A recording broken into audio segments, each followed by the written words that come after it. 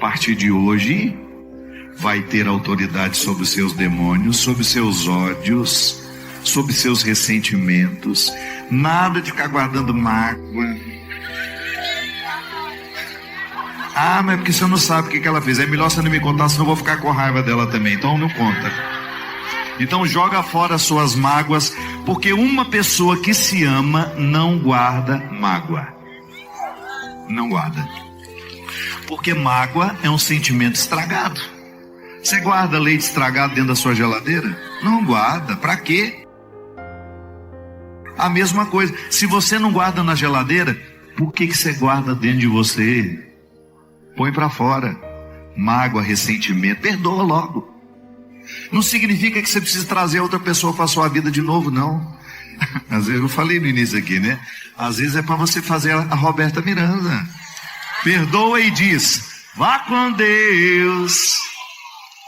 Vá com Deus. Ainda dá um chutinho para ajudar. Põe para correr.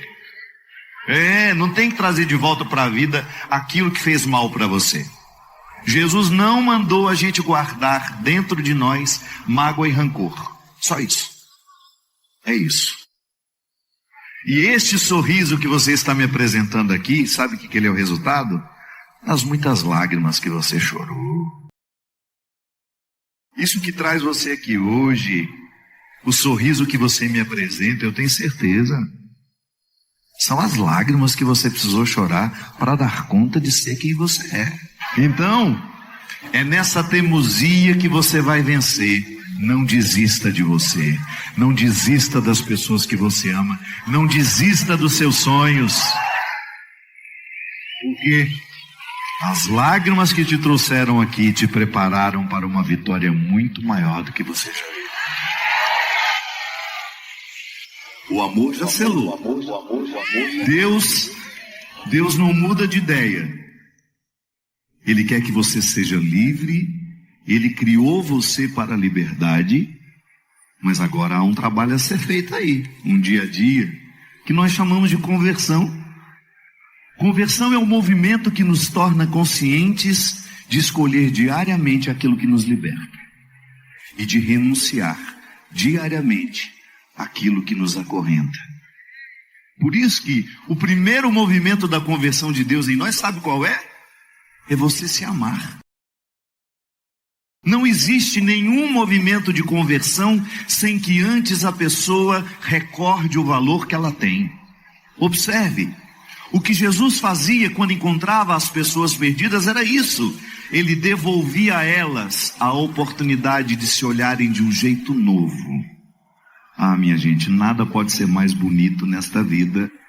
Depois de muitos erros, você voltar a se olhar de um jeito amoroso. Porque a gente vai perdendo. A gente vai perdendo o amor próprio. E o amor próprio é a primeira instância do amor de Deus na nossa vida. Porque eu não tenho como amar você. Você nunca vai se sentir amada por mim se você não tivesse amado antes. Tente amar uma pessoa que não se ama. Tente convencer uma pessoa das qualidades que ela tem, se ela ainda não está consciente disso. É uma tarefa inglória você tentar amar uma pessoa que não se ama. Por isso que nós não podemos pensar a conversão fora da experiência de você ter uma experiência com você de autoconhecimento, de autorreconciliação e de escolhas que favoreçam o seu amor próprio. Você precisa se amar todo dia. Você precisa lembrar do valor que você tem, que às vezes você esquece, por causa dos relacionamentos tóxicos que nós temos. Às vezes você se cerca de pessoas que não têm um pingo de respeito por você. Às vezes você passa uma vida inteira ao lado de uma pessoa que não tem respeito por você. É natural que você se esqueça do valor que você tem. Por isso que conversão é você voltar a olhar no espelho e encontrar a menina linda que Deus criou. Conversão é você voltar a se olhar no espelho e reconhecer o menino lindo que Deus criou. Deus não errou com a gente. Deus não errou comigo, Deus não errou com você. Os erros que você cometeu na vida não te transformaram num erro na vida. Não, a gente erra, eu não sou um erro. Você erra, você não é um erro. E às vezes, dependendo das pessoas que nos cercam, a gente esquece isso. Eu costumo dizer, minha gente, que a maior riqueza que um ser humano pode ter na vida é amar e ser amado. Eu sei que é bom a gente trabalhar pelas riquezas que o dinheiro nos dá. Estude ao máximo, trabalhe, compre o que você tem vontade, realize os seus sonhos, mas não se esqueça: o que vai fazer você ao final da vida sentir que valeu a pena ter vivido, não foi o que o seu dinheiro comprou, foi o que o seu coração conquistou. E aí vem a maior riqueza que você pode ter: cercar-se de pessoas que querem para você o mesmo que Deus quer. Não é lindo isso? Você, depois de 40 anos de casado, olha para aquele homem, parece um gambá, uma capivara roncando.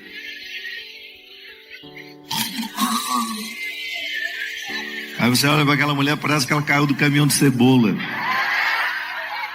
Aí você pensa assim: é uma graça eu poder dormir com o meu melhor amigo. Saber que o casamento se tornou o lugar da melhor amizade que você podia experimentar. Nada pode enriquecer mais você do que você ao final da vida descobrir que seus filhos escolheram ser seus amigos. A gente não pode ser amiguinho do nosso filho na hora errada.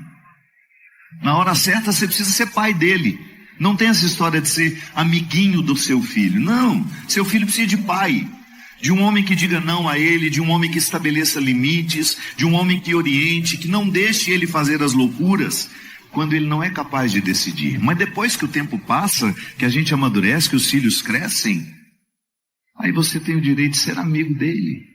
Ele vai voltar quando ele quiser. E nada pode atestar mais que você deu certo na vida do que quando seus filhos escolhem voltar para estar com você. Isso é riqueza. E isso não é o dinheiro que compra não, viu? É a confiança que estabelece. E é aqui que Deus age. Porque quando Deus coloca as pessoas certas na nossa vida, a gente tem os sentimentos certos em relação a nós. Porque o diabo, ele é especialista em desmoralizar o que a gente vive. O diabo adora acabar com a sua liberdade interior. E onde é que o diabo mais age? Em quem não se ama. Eu sempre digo isso. Se você mantém a sua dose de amor próprio em dia, resultado da sua conversão, o diabo não tem um pingo de chance na sua vida, porque ele não costuma poder fazer alguma coisa na vida de quem se ama. Quem se ama não se droga, quem se ama não se prostitui, quem se ama não se vende, quem tem respeito por si não se humilha. Qualquer porcariazinho de sentimento, a pessoa fica lá rastejando igual uma lagartixa. Pelo amor de Deus, lembra do valor que você tem. Ficar alimentando um relacionamento tóxico, você merece muito mais, criatura. Olha para você. Conversão é isso. Conversão é você fazer a linha Roberta Miranda. Vá com Deus. Põe para correr quem te faz mal. Põe para correr quem não tem respeito pela sua dignidade. Tem bilhões de pessoas no mundo. Escolha estar ao lado daquelas que querem para você o mesmo que Deus queira. Olha só que maravilha você poder dizer isso.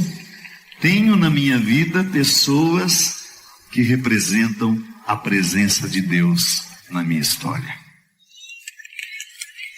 Tenho na minha vida pessoas que me ajudam a ser quem eu devo ser.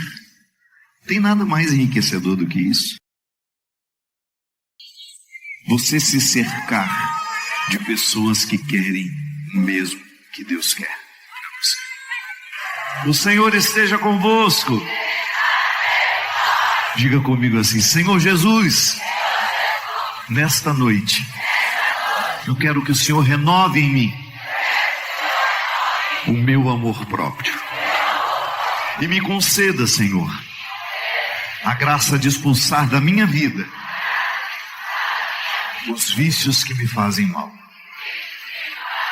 Quebrar hoje, Senhor, a cadeia de todo mal, de toda maldição, de todo sentimento que possa ser contrário ao seu amor por mim. Hoje, Senhor, eu renovo diante do Senhor o meu compromisso de continuar, de não desistir e chegar ao ser humano que eu ainda posso ser. Livre de ódios, de rancores, de mágoas, e cada vez mais lindo, porque é assim que o Senhor nos quer. Lindos, leves e santos. O Senhor esteja convosco. Desça sobre nós, por intercessão de Nossa Senhora do Amparo, a bênção do Deus Todo-Poderoso, Pai, Filho e Espírito Santo. Amém! Padre, estou precisando de uma direção na minha vida, pois suas palavras sempre me fizeram bem. Uma pergunta: por que Deus tem que tirar as pessoas mais importantes da nossa vida? Acabo de perder recentemente o meu avô e até agora minha ficha não caiu completamente. Eu sei que agora ele deve estar bem, mas é difícil acreditar. É difícil também para minha avó, pois nem no quarto ela tem conseguido entrar. Rezo para que Deus ilumine e que ela possa superar este momento. Mas, Padre, quando saio de lá, da casa deles, me dá um aperto no coração, uma sensação estranha. Espero que o Senhor possa me ajudar nesse momento, porque suas palavras sempre me ajudaram muito na vida. Perder é um processo inevitável, porque a morte é a condição de toda criatura. Nós morremos porque somos finitos, né?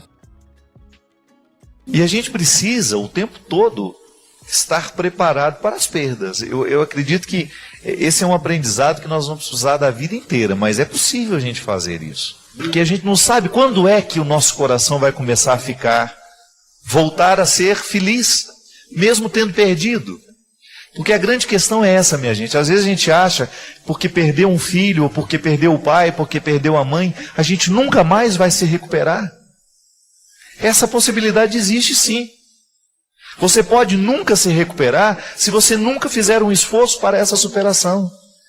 Agora, você acha que Deus realmente gostaria que nós ficássemos enterrados nos nossos sofrimentos, ainda que Ele não tivesse como resolver isso?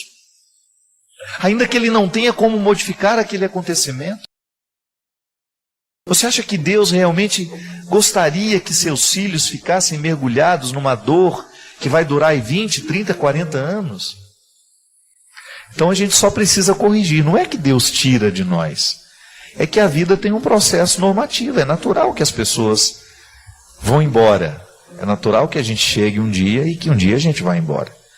É natural a gente sentir saudade, é natural a gente querer o outro eternamente perto de nós, mas nós não podemos querer o que da vida é impossível. Então, essa liberdade para que a vida seja como ela é. É igual perder alguém de acidente, né? Eu não acredito, mas de jeito nenhum, que Deus quer a morte por acidente. O que acontece é que nas nossas escolhas, muitas vezes, nós antecipamos o acontecimento por falta de prudência. Já falamos tantas vezes sobre isso aqui, né? Não é Deus que tira da nossa vida, né? É o processo natural da vida. Tudo que é criatura um dia morre. E é natural que a gente sofra. O que a gente não pode fazer é não compreender que o sofrimento é um processo normativo. Isso é normal. É normal que a gente sofra. É normal que a gente fique desassossegado, né? Como nós estávamos usando o termo aqui antes. É natural que a gente fique destroçado quando a gente perde alguém que a gente ama. Mas a gente não pode ver isso com egoísmo, né? Porque um dia todo mundo morre. Todo mundo um dia vai fazer a sua passagem. Agora a gente precisa estar preparado para que, na passagem do outro, a gente tenha condições de compreender a vida, o acontecimento, com sabedoria. Nós vamos morrer, todos nós vamos passar pela experiência da morte, e vamos morrer antes do tempo se a gente não cuidar da nossa saúde, e vamos morrer antes do tempo se a gente abusar da velocidade, e vamos morrer antes do tempo quando a gente negligencia, quando a gente entra nos vícios. Agora, tudo passa pela experiência da escolha. E isso é uma coisa que nós precisamos entender e precisamos correr atrás desse aprendizado, porque durante muito tempo a gente jogou a culpa nas costas de Deus e a gente se eximiu de todas as responsabilidades. Eu acho que uma sabedoria que Deus pode nos dar e que a gente precisa pedir, porque às vezes a gente reza pelo motivo errado, né? Pedindo a coisa errada, é que Ele nos dê a sabedoria de perder do jeito certo. A pessoa viveu uma vida inteira, trabalhou, né? E vai chegar um momento em que ela vai deixar de existir. E aí? Mas e quando acontece? Acontece uma tragédia na nossa vida. Perdi um filho, padre. A morte de um filho é um fato muito difícil mesmo, porque é uma quebra da regra, né? A gente espera que um dia os mais novos tenham possibilidade de enterrar os mais velhos. E deveria ser a regra da vida. Mas isso é quebrado o tempo todo. E aí a gente tem o processo contrário, que é muito doloroso. Eu estava dizendo, sabe, minha gente, eu tenho, não sei porquê, eu acabei me aproximando muito de pessoas que perderam os filhos. Acho que Deus me colocou no caminho de muita gente assim, e colocou essas pessoas no meu caminho, porque elas me fazem ser melhor. Eu olho com muito respeito para todo mundo que perdeu um filho. Toda mãe, todo pai que precisou sepultar a sua cria, eu tenho profunda reverência por essas pessoas. Agora vejo também que quando existe a superação, que às vezes não consegue, né? Por causa de motivos muito diversos, às vezes a pessoa acaba perdendo o ritmo da vida, esquece dos filhos que ficaram, esquece da vida pessoal, o casamento acaba. Quantas vezes você tem, por causa de perda de filhos, você acaba tendo a quebra do vínculo matrimonial? Por causa da maneira diferente de interpretar a perda, né? A maneira como a mulher interpreta a perda do filho, muitas vezes é diferente do marido. Enfim, são muitos conflitos que, se não bem acompanhados, geram até o final do casamento. Mas, por outro lado, quando o pai e a mãe conseguem organizar esse luto, consegue aquietar as coisas no coração e organizar aquele sentimento e transformá-lo numa mola propulsora, né? Como essas pessoas se tornam sábias? Como a perda de um filho, a morte trágica, a perda irreparável pode fazer com que o coração se transforme e seja um lugar de muita sabedoria. Aliás, eu gostaria de mandar um grande abraço. É a dona Socorro e o seu Oswaldo. Mas eu encontrei com eles lá numa parada do Mar Morto, por acaso. Eles estavam lá. E a dona Socorro, uma mulher, chorando o tempo todo, falando para mim assim: Padre Fábio, eu perdi um filho de acidente e eu vim com o meu marido nessa excursão porque a gente tinha o desejo muito de encontrar o senhor e de agradecer pelo bem que o senhor faz na nossa vida. E aí começou a contar a história, o acontecimento. E eu achei interessante porque ela falou assim: desde que o meu filho morreu, nem o meu marido, nem eu conseguimos mais falar o nome dele. A gente sempre fala o nosso filho que morreu. E aí eu escutei aquela história toda, e aí eu perguntei para ela: mas como é que chamava o filho da senhora?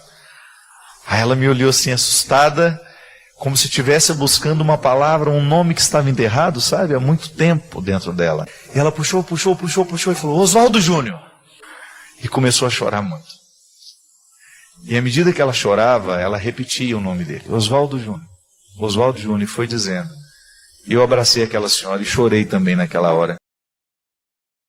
Ela falou, eu estou conseguindo, padre, estou conseguindo falar o nome dele. Será que o Oswaldo Júnior, que a dona Socorro tinha tanta dificuldade de voltar a falar o nome, tamanha era a dor de ter perdido esse menino de maneira trágica? Será que o Oswaldo Júnior gostaria que a mãe dele ficasse mergulhada o resto da vida num sofrimento porque ele foi embora? Aí você tem o fruto da ressurreição. Quando essa mulher é capaz de reagir, quando esse homem é capaz de reagir, essa família é capaz de reagir, e ao dizer o nome, ser capaz de fazer com ele um compromisso. Nós vamos viver, nós vamos superar essa dor. Nós não vamos permitir que esse sofrimento venha nos sufocar. E para mim, a experiência da dona Socorro e o seu Oswaldo, naquele lugar, é de ressurreição. Voltar a ter a oportunidade de dizer o nome do filho, voltar a ter a oportunidade de sorrir, de contar história e de rir daquilo, porque num determinado momento eu brinquei e falei, ô seu Oswaldo, vem aqui. Aí a dona Socorro, meu Deus, se o Oswaldo Júnior soubesse que você está chamando o pai dele pelo nome. Coisa de gente simples que cativa a gente. Aí ríamos. E aí começávamos a contar isso. Eu falei, me conte a história desse Oswaldo Júnior, dona Socorro. Aí ela começava a contar como ele era, destravando a língua daquela mulher para que ela pudesse reencontrar a satisfação de ser quem ela é. Sofrida, sim, mas guardiã de uma memória que não a derrota. Transformar a memória do filho não como um instrumental de derrota, de fracasso, mas como instrumental de vitória. Eu preservo a memória do meu filho e vou crescer como pessoa. Eu quero fazer dessa perda um acontecimento de superação ou uma oportunidade de crescimento. Na história da dona Socorro e do senhor Oswaldo, eu pude identificar que nós temos, sim, a oportunidade de superar. E de dizer a palavra mais difícil. E assim como a gente diz a palavra mais difícil, a gente dar o passo mais difícil. Nunca permitir que a morte nos mate também. Sofrer nós vamos sofrer, minha gente. Mas eu acredito que do sofrimento é preciso nascer uma superação. E é assim que a gente vai. Perdendo e fazendo da nossa perda um lugar de aprendizado.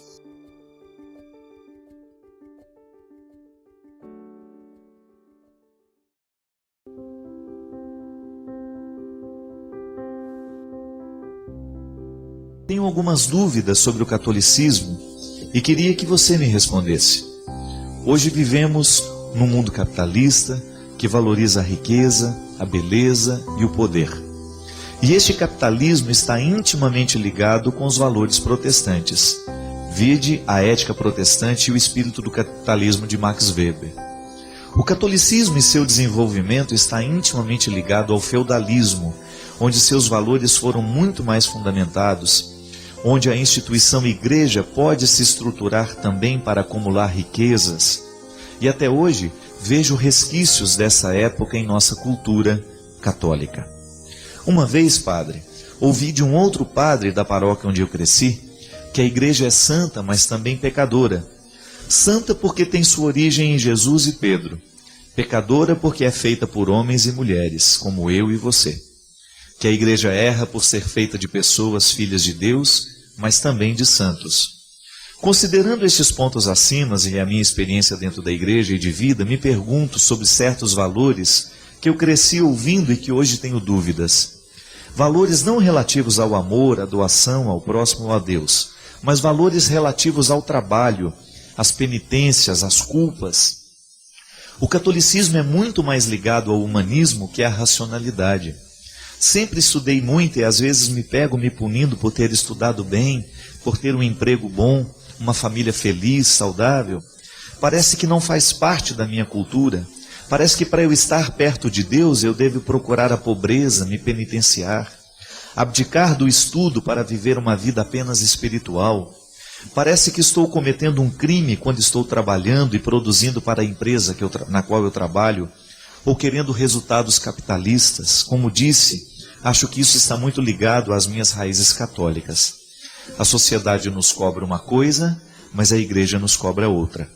Queria que você desenvolvesse essa relação que vivemos hoje com o mundo capitalista, padre, e sobre isso refletisse.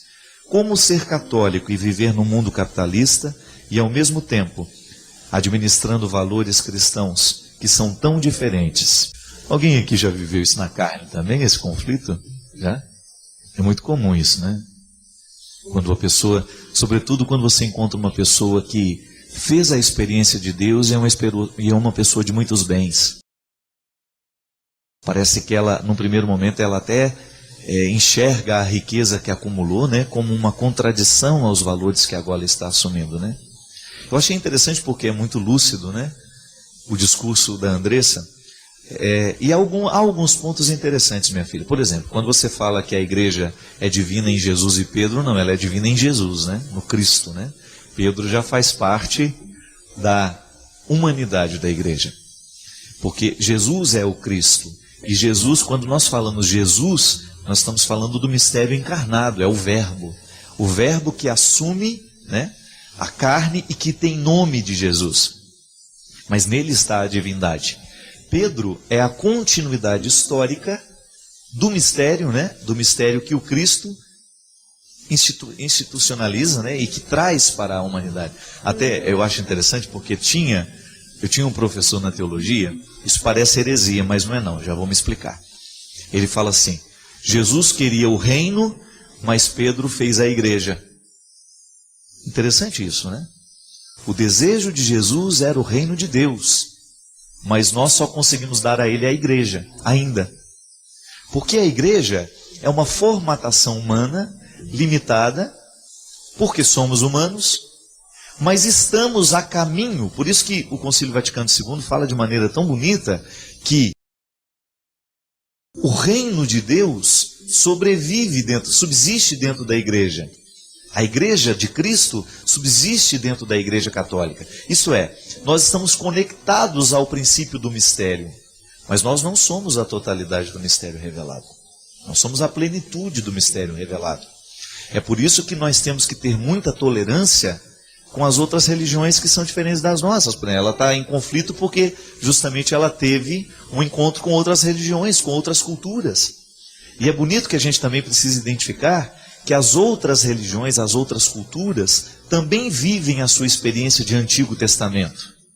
Nós também vivemos, antes de chegar a Jesus, a gente passou pela experiência do Antigo Testamento. Então a igreja de Cristo subsiste na igreja católica, tá certo? Então aqui nós temos uma primazia, a primazia de Pedro. É a igreja que Jesus institui, porque ele queria o reino, esta igreja significava a presença do reino. Por isso que hoje, quando nós realizamos a Eucaristia, quando nós atendemos, quando nós ministramos os sacramentos de maneira geral, nós estamos apressando o reino de Deus. Não tem aquela música do Padre Jonas bonita? Somos, Senhor, tua igreja, que apressa a tua vinda gloriosa. Isso é lindo. A igreja apressa a vinda do reino, porque na verdade o nosso objetivo é o reino de Deus. Agora, enquanto nós somos igreja, nós somos limitados. É a parte de Pedro, que negou inclusive o mestre no momento da morte. No momento do Calvário, Pedro negou. Esses limites, minha filha, nós os assumimos com todas as suas características. Os limites sociais, os limites financeiros, os limites econômicos, né? Os limites filosóficos, os limites... Tudo que diz respeito ao nosso limite está dentro da igreja. Porque ela é guiada por homens e mulheres limitados. Nós, o tempo todo, nós queremos ser guiados pelo Espírito Santo. Por isso que a igreja precisa de rezar. A oração é o mecanismo que purifica o que é humano. Isso é tão bonito. Você pensar que quando você reza, você está passando por um processo de purificação daquilo que é excessivo em você. Assim como nós precisamos passar o ouro pelo fogo, né, para purificar, nós também precisamos orar Nós precisamos ritualizar a nossa fé, porque é o momento em que a gente joga os excessos. É para a gente tomar contato com a nossa fraqueza e superá-la em Deus. A graça de Deus está agindo o tempo todo. Mas onde que ela age? Na natureza humana, que é limitada. Então o processo de Deus em nós é lento. Ele fica mais acelerado à medida em que a gente se converte mais, né? Então quanto mais essa igreja estiver convertida, mais rápida será a ascensão do reino sobre esta igreja. Então é bonito a gente pensar isso. A igreja de Deus, a igreja está aqui. Ela tem características humanas, porque ela é feita de pessoas. Mas ela é uma instituição divina, isto é, nasceu do coração de Jesus. Mas o que é que Jesus quer que esta igreja chegue a ser? Reino de Deus. Por isso que nós não podemos ficar brigando entre nós. Senão seria uma hipocrisia da nossa parte. Só quem já leu os livros do Padre Fábio de Mello sabe o quanto eles são transformadores, nos fazem refletir e mudam a nossa forma de enxergar a vida. Se você ainda não leu, não perca essa grande chance. Saiba mais clicando nos links da descrição. Padre Fábio, boa noite. Eu venho pedir um conselho. Tenho passado por muitas dificuldades no meu trabalho. Estou desanimada, triste, estressada, me sinto até perseguida, padre. Trabalho tanto e faço tanto pelos pacientes, para as pessoas que precisam, mas só recebo coisas ruins. Recebo muitas críticas e essas críticas me destroem. As cobranças aumentam todo dia e eu não tenho dado conta. Isso está acabando com a minha vida. Tenho o sonho de cursar medicina. Já fiz 5 anos de cursinho, não passo, e isso acumula dentro de mim e tem acabado com a minha alegria, minha autoestima. O que posso fazer para aquietar meu coração e resolver meus problemas? Nós não temos... A melhor maneira de administrar esses momentos difíceis é a gente refletir as causas.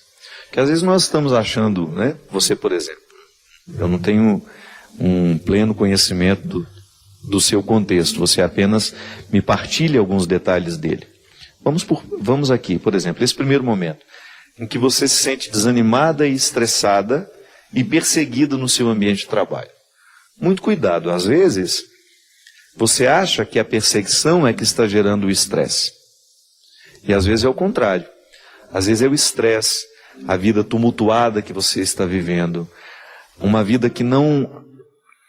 Pode ser que seja verdade ou não, mas uma vida que às vezes em que você não consegue colocar um tempo para o seu descanso, para o seu lazer, isso vai gerando uma dificuldade no seu relacionamento. Às vezes nós pensamos que o problema é o relacionamento. Não, às vezes o relacionamento é apenas um sintoma, uma consequência, né, daquilo que está de errado em nós. Então, às vezes, é a nossa estrutura de vida que precisa ser modificada para que depois a gente melhore as outras coisas. Então, a melhor maneira de lidar com o estresse, minha filha, de diminuir o poder desse estresse, é uma mudança de atitude mesmo. Você analisar o jeito como você está vivendo, a maneira como você está organizando o seu tempo, se você está dando ao seu corpo o descanso necessário, se alimentando corretamente. Tudo isso é fundamental para que o estresse não prevaleça em nós. Estilo de vida mesmo, minha filha. Quando você tiver sua folga, o seu momento de lazer, né, o seu tempo livre, escolha bem como é que você vai gastar esse tempo. Porque às vezes nós somos tão infelizes nas escolhas que nós fazemos para o nosso descanso, né? É igual descer para Ubatuba, em época de festas. Eu fico vendo, o povo trabalha, aquele cansaço todo, aí vai para a praia. Um feriado prolongado, por exemplo. Aí vai bonitinho. Na hora que volta, leva 12 horas para subir a serra. Isso no domingo, né? Aí o descanso todo que teve, acabou, foi embora. A pessoa volta tão estressada, ela chega em casa chutando o cachorro, derrubando o papagaio do puleiro, porque ela está acabada, ela está destruída. Então, às vezes, nós escolhemos muito errado a maneira como nós vamos descansar. Então, a gente precisa ter um crivo, né? Será que vai valer a pena esse deslocamento? Será que, às vezes, fazer com que o meu descanso seja até um ficar em casa, né? Você descobriu o sabor de ficar na sua casa sem ter o que fazer.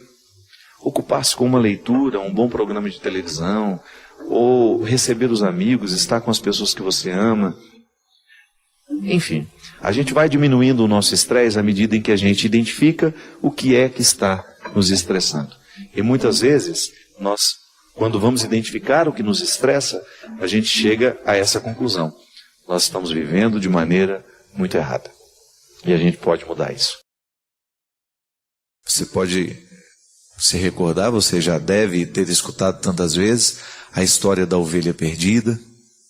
Quando Jesus compara o amor que aquele pastor tem pela ovelha, ele vai buscar a ovelha que está perdida, ele não deixa que ela se continue esquecida, ele guarda de maneira responsável, né? Ele precisa deixar as 99 que estão ali. Aparentemente pode parecer uma irresponsabilidade, né? Mas é claro que ele deixou cuidadas aquelas que estavam ali. Elas já estavam no lugar certo.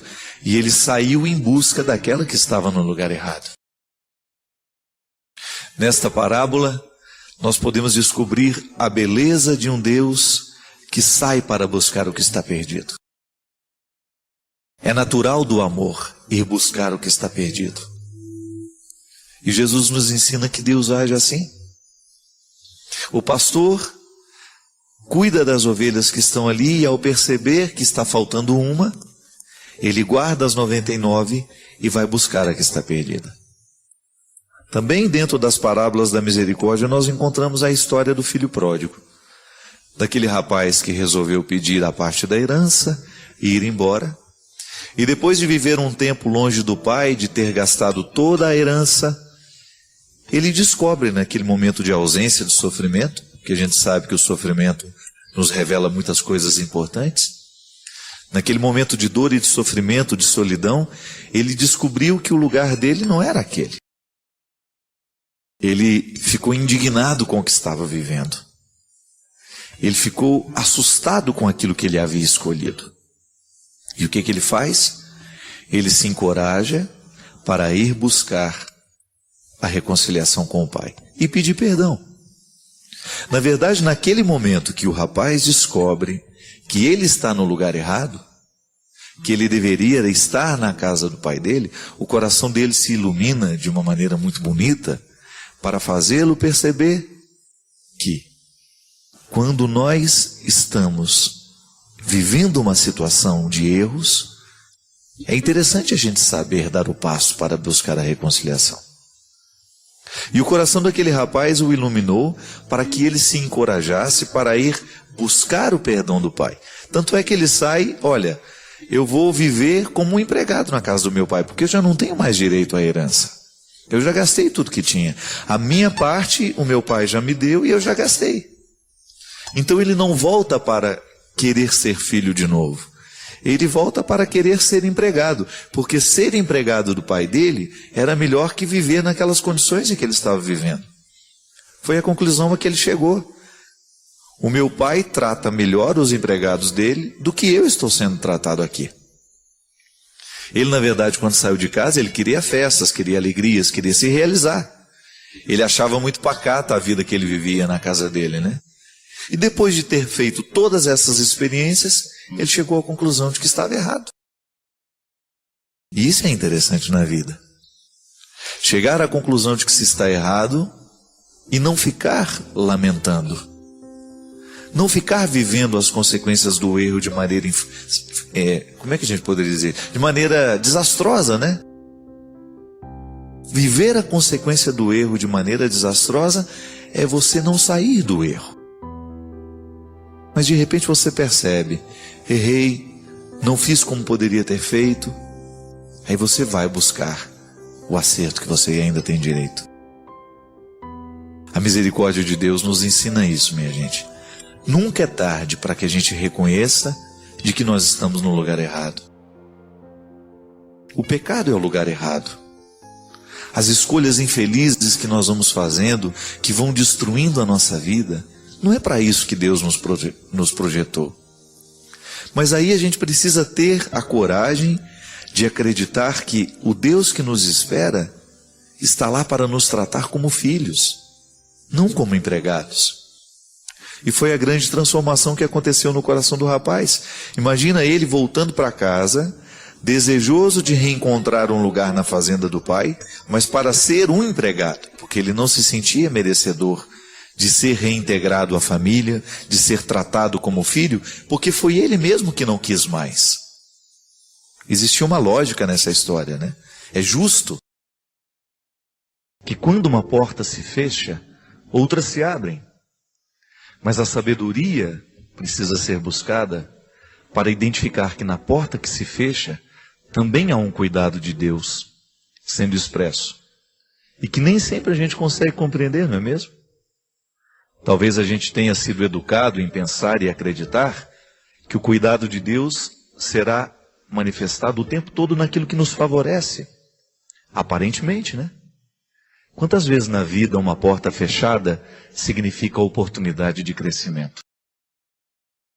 E mesmo que amar e ser amado consiste o tempo todo em estabelecer limites, em abrir portas, mas também em fechar portas. Amor de pai e de mãe se expressa no sim, nas oportunidades que a gente permite aos filhos, naquilo que a gente delibera, naquilo que a gente entrega, mas o amor também se expressa naquilo que nós negamos. Sobretudo quando você descobre que a palavra não, quando usada de maneira correta, ela ajuda a estabelecer limites necessários para a construção do caráter. Nós jamais vamos poder ter filhos educados, com bom caráter, se nós não dissermos não para muitas questões. Quando você percebe que o seu filho não está preparado para aquele presente, quando seu filho não está preparado para aquela situação, para aquela viagem, para aquele momento de solidão, né? Quando o filho começa a reivindicar que ele quer viajar sozinho, que ele quer fazer sozinho, quando você percebe que ele não está preparado para este momento, e você diz não a ele, mesmo que ele não compreenda, aquele não é importante na construção do caráter do filho. Isso é cuidar, né? Talvez porque a gente viva um momento de muita liberdade nos tempos de hoje, a gente tem identificado que cuidar é a gente permitir. Não. Cuidar também é não permitir. E é nesse equilíbrio bonito que nós vamos descobrindo a experiência do cuidado como frutuosa. E é interessante porque, em se tratando de religião, este lugar humano onde nós nos colocamos diante de Deus e com Ele estabelecemos uma relação, muitas vezes na religião nós vamos aprender de maneira muito errada que o cuidado de Deus se expressa naquilo que Ele providencia. Certo? Mas a providência de Deus não é só permissão. Há uma série de realidades que Ele vai nos negar que são importantes para nós. Pode ser que a gente não entenda a negação hoje. Mas quando depois de um tempo você vai analisar, é verdade, aquilo não me aconteceu, aquilo não me foi possível do jeito que eu queria, mas foi importante. Esta regra, minha gente, está nos jardins. Quando você vê uma árvore muito viçosa, toda bonita, e de repente o jardineiro vai com sua tesoura e poda aquela árvore. Aparentemente a gente acha um absurdo. Como é que uma árvore tão bonita está sendo podada? Como é que nós podemos entender que o viço daquela árvore seja quebrado por uma tesoura e aparentemente ela pareça ter perdido tudo o que ela tinha? Mas aí vem a sabedoria do jardineiro. Ele sabe que se a árvore não for podada, ela começa a definhar, porque ela não vai ter mais uma disciplina no seu jeito de crescer. A tesoura, ela disciplina a árvore para que ela cresça de um jeito certo. É muito bonito a gente compreender esta lógica dos jardins e aplicá-la na nossa vida. Quando a gente sofre uma poda, é tão doído, né?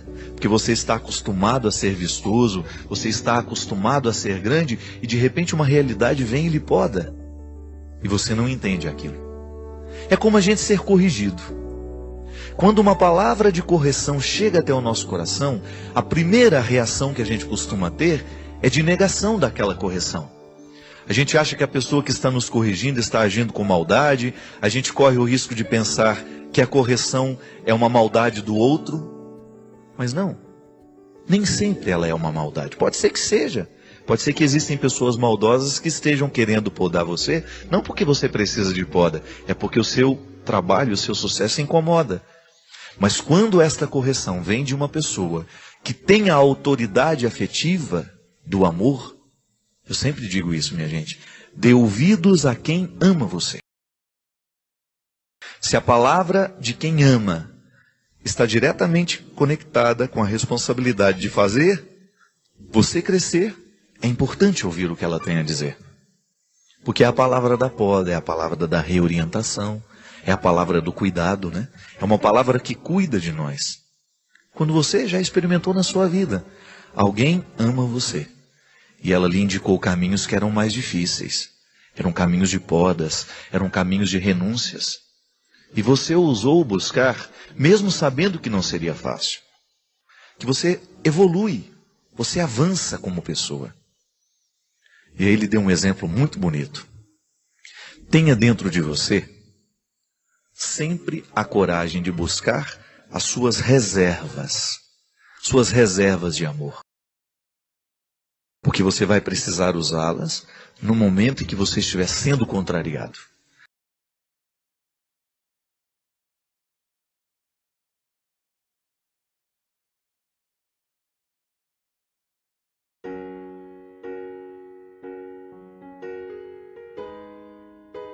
Eu encontrei tanta gente machucada por essa compreensão. Inclusive, uma das últimas entrevistas, a Carla, a menina que me entrevistava, ela tinha uma compreensão tão desatualizada da igreja que chegava a ser cruel para ela. Minha filha, esse Deus em que você acredita, ele não existe.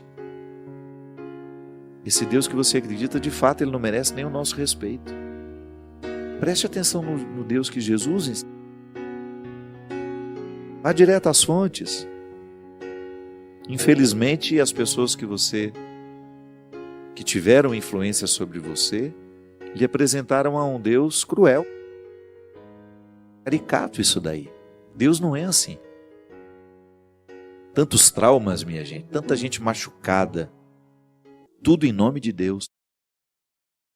Pessoas que foram a um confessionário tentando encontrar um consolo, uma palavra que pudesse ajudar a reconstruí-las, literalmente enxotadas de lá. Isso aconteceu muito. Graças a Deus, nós temos tido uma mudança considerável, né? Uma onda de misericórdia tomando conta dos líderes religiosos. A gente tendo coragem de apresentar um Deus amoroso. Eu vejo o movimento lindo que o Dunga criou, o PHN, uma juventude que já está liberta deste Deus tirano, de um Deus que senta no chão com a gente, que retira a droga do nosso bolso, que nos convence de que não vale a pena. O empenho do Dunga, desde quando eu conheço esse menino, é esse. A cara de um moleque quando o vi a primeira vez, não é, Cristian? Já fazia um trabalho assim, reconstruir Deus no coração da pessoa. É missão dele. O Dunga faz um trabalho de 1000 padres. Ele só não celebra os sacramentos. O Dunga tem uma oportunidade feliz demais de colocar no coração da pessoa essa juventude que acredita nele, que vai a Deus através dele, que acredita em Deus porque acredita no Dunga, porque isso é humano, né? Está ali, ó, o meu livro chegou, Humano Demais, onde um pouco dessa minha trajetória. Como foi que eu fui apresentado a Deus? Como foi que eu descobri Deus? O livro caiu. Levantar, para arrumar o livro, está aqui. Eu fui apresentado a Deus assim, e também passou alguns Dungas pela minha... Tá difícil, gente, tá aqui. Agora,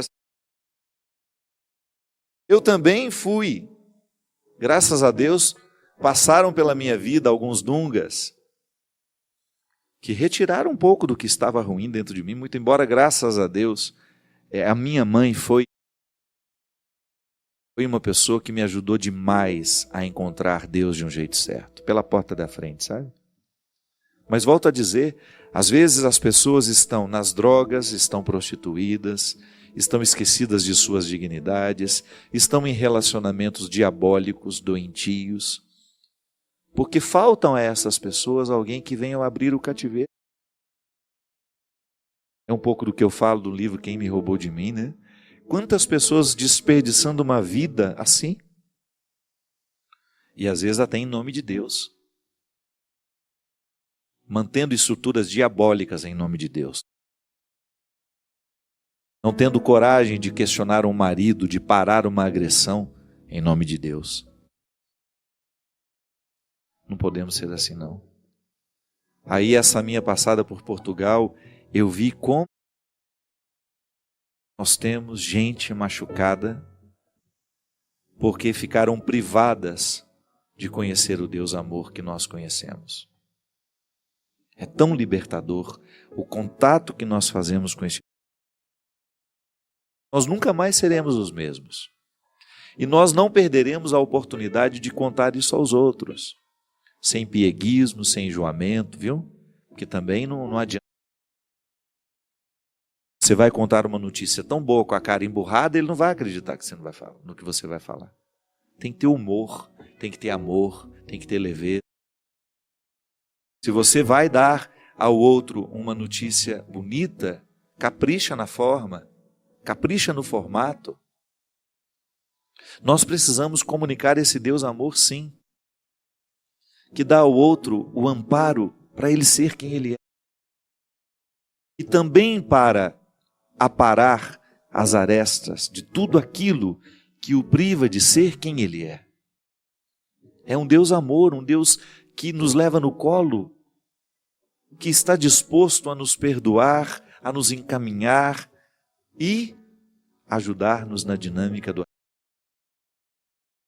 Isso é muito lindo. Porque estou arrependido, estou disposto a dar o passo na direção desta mudança. Porque estou arrependido, eu quero, necessito dar continuidade ao que o arrependimento me propõe. Talvez seja para nós isso. Pode ser que eu esteja falando para outra pessoa, mas pode ser que seja para mim também. Há tantas coisas dentro de mim que ainda são culpas, que ainda não são arrependimentos. Talvez por isso eu não mude. Talvez por isso eu ainda não tenha alcançado um resultado melhor. Pode ser que eu ainda esteja mergulhado em muita culpa.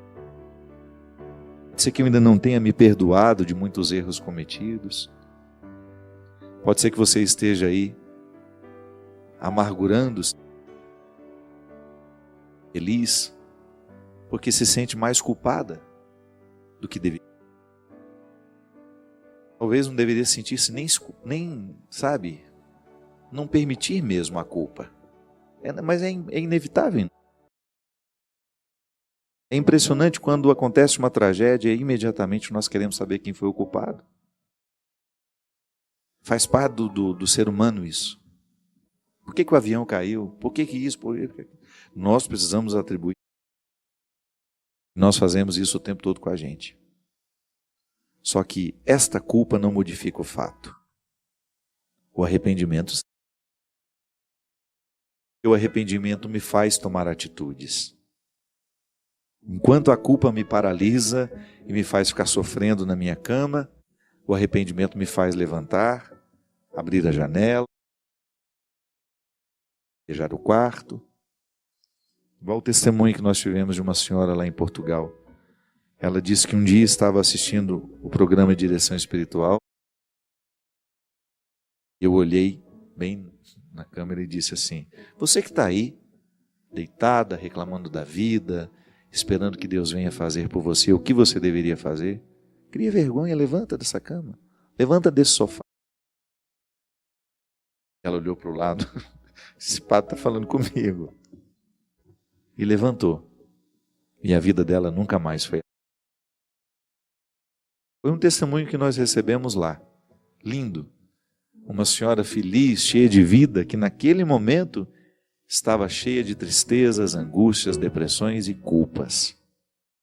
Mas ela levantou. Deu um jeito de reconciliar-se consigo mesma. Os problemas continuaram, mas ela estava ali, disposta a enfrentá-los. Viva o mesmo desafio. Liberte-se de tudo que lhe faz ser culpado. Aceite as portas que lhe encaminham à dinâmica dos seus arrependimentos. Porque arrependido estando, você pede perdão, você procura o que precisa ser procurado, você muda a atitude. Tudo porque sabe que se essa mudança é realizada, o arrependimento atinge o seu ponto final, o seu resultado. E nenhuma culpa fica para contar a história. E depois que o coração está arrependido, todas as culpas, as mágoas, os ressentimentos são naturalmente varridos pela misericórdia de Deus.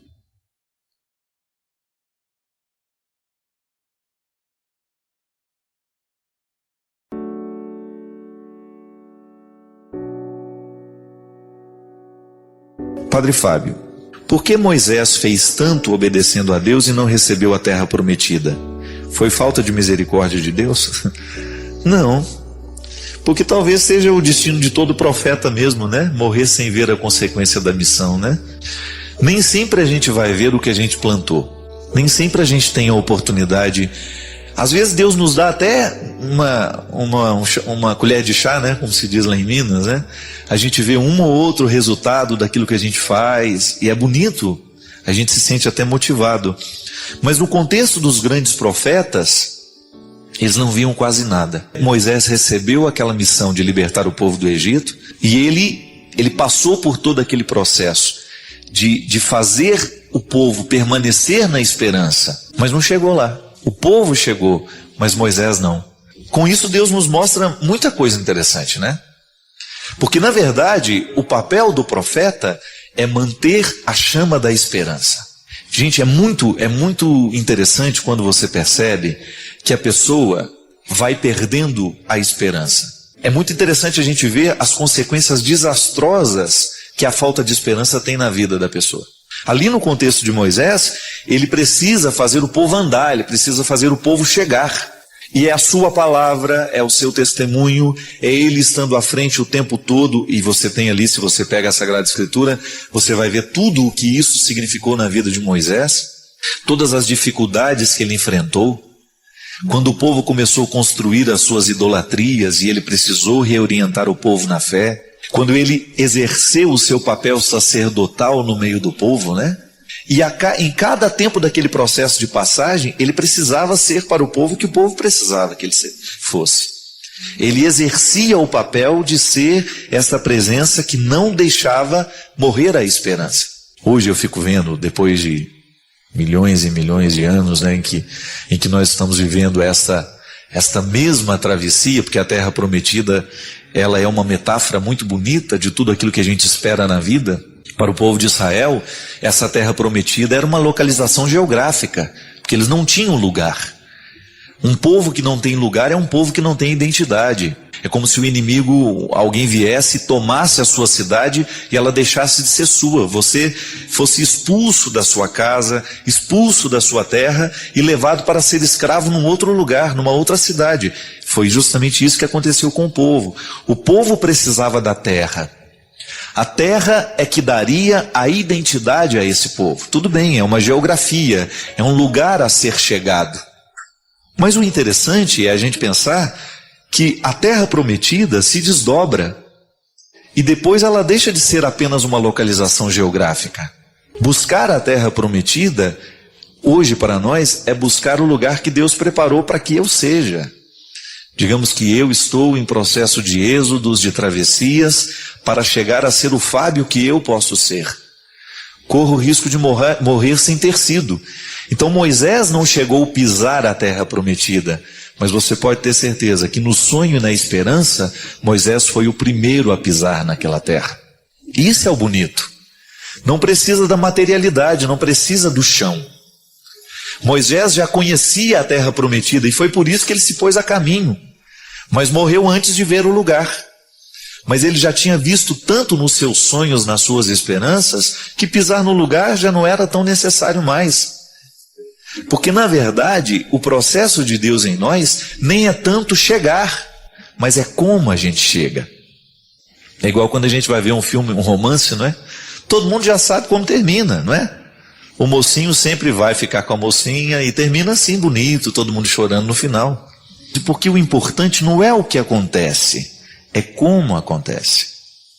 O mais importante não é chegar, mas é como eu chego. E cada vez mais eu descubro isso. Às vezes eu tenho num primeiro momento, eu tenho a ilusão de que o mais bonito é chegar no lugar para onde eu estou viajando. Mas se de repente eu começo a abrir os olhos, eu vou perceber que a viagem, ela é tão encantadora, ou às vezes até mais encantadora do que chegar. Se tivesse um jeito de chegar sem ter que ir, não é? Quando eu estou cansado demais e eu tenho que viajar muitas vezes eu falo, meu Deus, se tivesse um jeito de chegar assim eu ter que ir. Mas muitas vezes o ter que ir é melhor do que eu chegar. E na promessa da terra prometida, o bonito de tudo não é chegar até a terra prometida, mas é o que Deus vai fazendo dentro do nosso coração à medida em que a gente sonha com a terra prometida. O desejo sobrevive da ausência. Porque na hora que você tem aquilo que você desejou, cessou, não é assim? É igual a roupa que é bonita na vitrine. Mas na hora que você veste, ela não é tão bonita assim como estava na vitrine, é porque já é sua. E é engraçado porque a experiência de Deus na nossa vida, ela funciona assim. Eu me lembro que uma vez eu escrevi um texto contando de um carrinho que eu tinha vontade de ter. O Pegasus, né? Um carrinho lindo que ficava na vitrine. E que eu sempre tinha vontade de ter aquele carrinho para mim. Só que eu era pobre. E o Pegasus era um carrinho caro demais para um filho de pedreiro. Então eu ficava na vitrine sonhando, imaginando como seria o ronco daquele carro. Ele era de controle remoto. Como seria brincar com aquele carro. E eu nunca tive. Mas o que eu compreendo desse desejo de criança? Eu ficava na vitrine e era justamente por não conseguir ter aquele carrinho que eu o achava tão encantador. E aí no texto que eu escrevi lá do meu primeiro livro, Tempos, Saudades e Esquecimentos, aí eu dizia que olhar um carrinho na vitrine para uma criança é como uma experiência religiosa. Porque eu olho o carrinho e eu não tenho possibilidade de tê-lo. E Deus, nós o amamos assim, sem poder possuí-lo. O dia que a gente tiver a pretensão de possuir a Deus, Ele deixa de exercer o seu poder sobre nós. Porque o seu fascínio consiste justamente em nunca se deixar aprisionar por nós. Deus é imanência, mas Ele é também transcendência. Eu olho para Ele e o admiro, como São Paulo diz. A gente vê agora como que em partes. Mas a gente só vai ver essa totalidade na eternidade. E a esperança da terra prometida está totalmente, tudo isso que nós estamos falando, está diretamente ligado à terra prometida, de nós nos colocamos a caminho para chegar a um lugar que a gente não chega nunca. Por quê? Este lugar não é para ser chegado, este lugar é para motivar a vida. E ele muda de figura. Essa terra prometida vai ganhando novas faces. Ninguém fica procurando a mesma terra prometida a vida inteira. O sonho de Deus na nossa vida, Ele modifica, Ele vai ganhando novas faces. E é bonito que seja assim, porque é por isso que a gente não para. Não recebo de mão beijada, né? Como se diz comumente quando as coisas são muito fáceis. Deus nos deu a liberdade como um dom. Eu trago dentro de mim, você traz em você, todos nós recebemos. Agora, ser livre é outra coisa. É como você ter uma planta que precisa crescer mediante o cuidado que a gente tem com ela.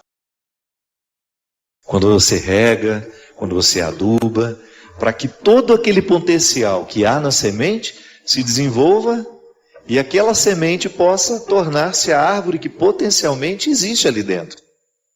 A mesma coisa é a liberdade. Poder dizer, hoje livre sou, é você assumir que você está num processo de libertação da própria liberdade. Porque só quem se possui se oferece. Só o livre, de fato, Mas pode é um exercício, experimentar isso. Essa liberdade talvez seja o que mais me encanta na vida, porque às vezes eu me vejo prisioneira de sentimentos tão infantis. Ciúme, comparação. Cada vez mais, o movimento da vida me levando a compreender a partir da minha experiência e da experiência de vejo quem vivendo ao meu lado, que a verdadeira experiência de Deus, ela nos posiciona num contexto de maturidade que nos livra de todos os pesos e as amarras que o infantilismo nos coloca. E às vezes a gente não entende que das realidades baixas, digamos, da nossa vida, das paixões da alma, elas precisam ser dominadas de cima para baixo e não de baixo para cima. Então, são exercícios mesmo. É um exercício espiritual, o levantar a ponte do castelo interior e, ok, vamos conhecer quais são esses fulanos que me habitam, né? Que muitas vezes o nosso amor, ao invés de proteger, ele desprotege, porque ele infantiliza. Ele é muitas vezes marcado por faltar realidade, né, no amor. É igual a pessoa que está apaixonada, né? Ela não consegue ver a realidade. Uma mente apaixonada, uma mente que está muito envolvida com uma outra pessoa que acabou de chegar, é um perigo. É um perigo tomar decisões erradas. A paixão cega. Gosto sempre dessa diferenciação, né?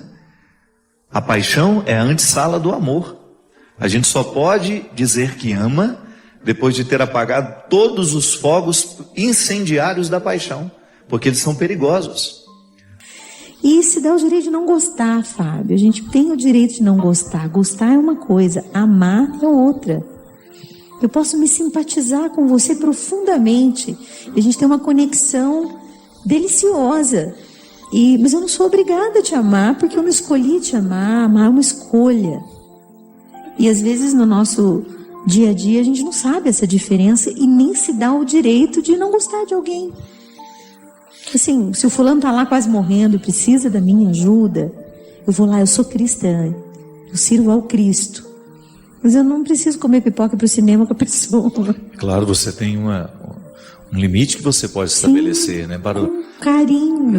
O amor comporta o respeito, é isso que você está dizendo. Isso. Eu não vou te prejudicar, eu não vou te boicotar, mas por outro lado eu também não tenho a obrigação de conviver, de estabelecer esse vínculo diário, de trocar o telefone, né?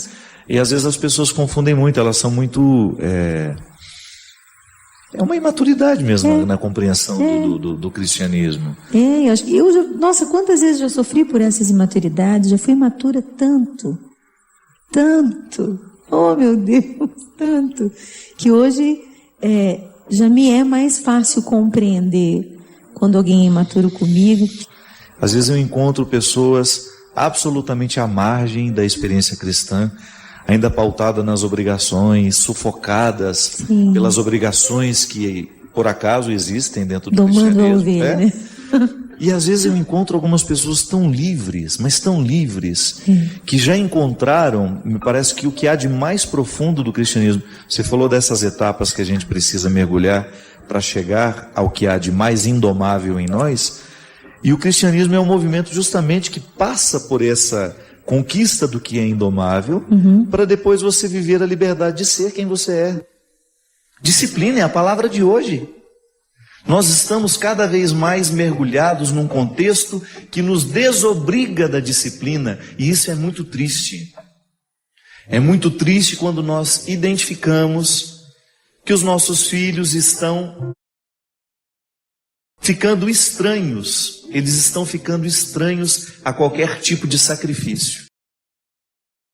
Porque a vida tem de ser assim, a vida nós temos que facilitar. Tudo bem, as facilidades de hoje, elas são muito boas, mas elas não podem retirar de nós a oportunidade de vivermos a ascese e a disciplina que faz com que todo homem, toda mulher encontrem esse equilíbrio, esse amadurecimento. Como o mundo de hoje nos estimula para fora o tempo todo, como vida interior tem sido difícil, né? Nos dias de hoje. É um trabalho custoso. Meu terapeuta sempre dizia, A gente acha que a vida interior vem de graça, vem no pacote da vida, né? Eu nasci, então eu já tenho tudo internamente instalado, né? É como se eu tivesse vários programas para rodar, mas eu preciso entender como é que eles funcionam. E realmente, deixar de falar ou estar distante das pessoas ainda não é estar só, ainda não é estar silencioso por dentro. Às vezes a gente acha que nós não temos domínio sobre o pensamento. Sim, a gente tem domínio sobre o pensamento. O pensamento precisa ser educado em alto nível. A gente precisa elevar o nível do pensamento com bom conteúdo.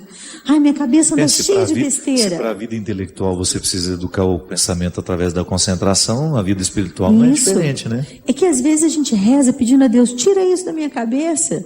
E aí Nosso Senhor às vezes nos proporciona um filme bom, um livro bom, uma música boa para educar e canalizar o pensamento, e a gente fica brigando numa ignorância interior de como se lida com isso. E na verdade a gente precisa viver aquela realidade de superior domina inferior, né? Então eu tenho lá meus instintos, minhas emoções, meus sentimentos que já são mais conscientes, meus pensamentos, minhas vontades, que são as decisões baseadas no meu pensamento, e aí vem o espírito. Ou posso até colocar aqui vontade e pensamento. Não há ninguém, nem nada que possa escravizar uma mentalidade de alguém que realmente quer ser livre. É igual naquele filme, Um Sonho de Liberdade, quando aquele homem passou tantos dias na solitária, preso ali. Quando ele saiu de lá, perguntaram, como é que você suportou ficar lá? Ele falou, foi tranquilo. Eu ouvi música o tempo todo. Aí o outro disse, mas como? Lá nem música existe? Elas estão todas na minha cabeça. É aqui. É na cabeça que a gente é libertado. É por isso que é aqui que Deus acontece. Quando Deus entra na minha mentalidade, quando Deus modifica o meu jeito de olhar para mim, o meu jeito de olhar para o mundo, Ele vai modificar naturalmente o meu jeito de olhar para aqueles que estão ao meu lado. Ele vai modificar o jeito como eu olho para as minhas restrições, para as minhas perdas. E aí, outro destino não há a ser buscado, a ser conquistado, a ser experimentado, a não ser a satisfação. Apesar de tantas dificuldades, a gente poder sorrir e dizer, a vida está valendo a pena. Porque a minha cabeça está me ajudando a fazer valer a pena.